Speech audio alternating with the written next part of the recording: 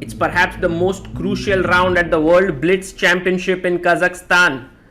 Hikaru Nakamura makes his way into the playing hall, and right behind him is Magnus Carlsen, walking briskly towards his board. Just 8 seconds left for the game to begin. Two of the best speed chess players in the world are going to be fighting off against each other. This is going to be very exciting. Hikaru comes to the board and gets off his jacket, puts it round his chair, and a shake of hands. We are about to begin. It's 3 minutes plus 2 seconds increment, and the clocks have been started. Hikaru pushes his pawn to d4. Magnus, in a style that is very typical of him, adjusts all his pieces. So does Hikaru, but notice how Hikaru puts his pawns very close to his pieces. That's not how generally players do it. They like to put it in the center of the square. But okay, that's how Hikaru likes to do. Knight f3, d5. We have the queen's gambit declined here, and Hikaru puts his knight out on c3. Now, should Magnus go bishop e7, bishop d4? These are some of the options. He goes c5, and this is signaling the Tarrasch defense. Main move here for white is to take on d5, but there's also e3, and just in case there's also bishop g5. Hikaru just weighing his options there. He wants to make sure that he gets into an opening position, that he has prepared well and not get surprised out of the opening. And what does he do? Clearly c takes d5 is the main move, and he takes it. And Magnus is ready with his response. He's going for this solid Tarrasch, which is so solid that you get into an endgame where you are a pawn up, and it's actually a smart decision because Magnus has the black pieces. Queen takes d4 by Hikaru, ed5, e4 played, takes the pawn. Now the queens are traded.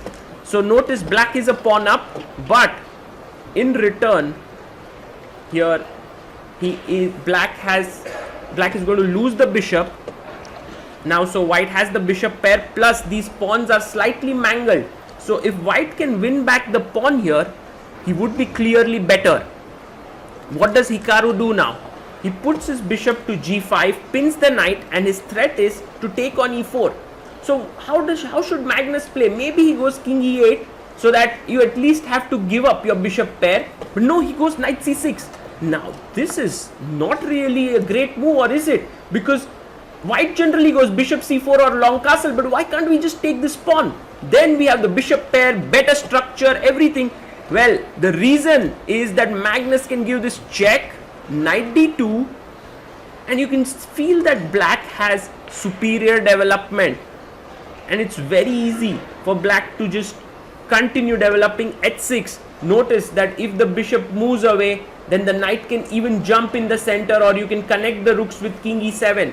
So Hikaru takes, so the bishop pair is gone, the pawn structure is improved, and it seems like Magnus has equalized out of the opening without any difficulties. King e7 connects the two rooks now. You can see Hikaru not really super pleased with his opening play, and Magnus is very relaxed, takes a sip of his water, knight b3, and now you have the opposite colored bishops as well, so it can get very drawish, but still a lot of play here. The pawn structure is slightly imbalanced. Magnus is thinking, how exactly should he continue? He plays his rook h to d8, offers a trade of rooks, and Hikaru can either take, but he goes bishop e2, connecting the two rooks. Now generally what happens in top level chess is that they can recognize where a position is being headed. So you can see Magnus Carlsen knows that this is heading towards a draw. The moves that Hikaru is making are not aggressive, and that's the reason why he's wondering if there's any way he can put pressure on white. But there doesn't seem too many possibilities, and that's why you can see he's feeling that he wanted to fight, but at the same time, as black, it's not so easy to fight. Also, Hikaru would not be super pleased with the way he has played. He goes knight a5, and there you can see after making that move, he's shaking his head. Hikaru also shaking there. This is top level Grandmaster chess where they know the result of the game even before they have agreed to it. It takes on d8, rook takes, and he plays rook d1. So now the rooks are also going to be traded. Then we'll have pure opposite colored bishop position with equal pawns. There's nothing much to play for. Takes on d1. Hikaru offers a draw. Magnus shakes hands, and Magnus tells something to Hikaru. Let's listen to what they are talking to each other.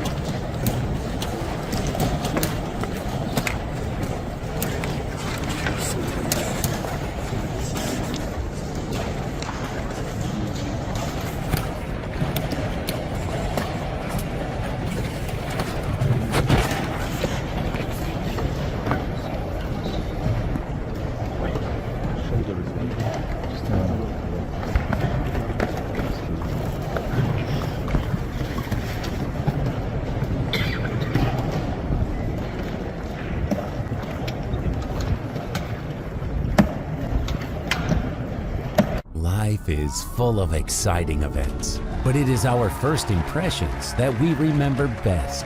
Your first diploma, your first job in a big company, unforgettable emotions from the first date, the first expensive things you bought when you got your first paycheck, and your first investments with Freedom Broker. Freedom Broker. Look at your favorite brands from a new perspective.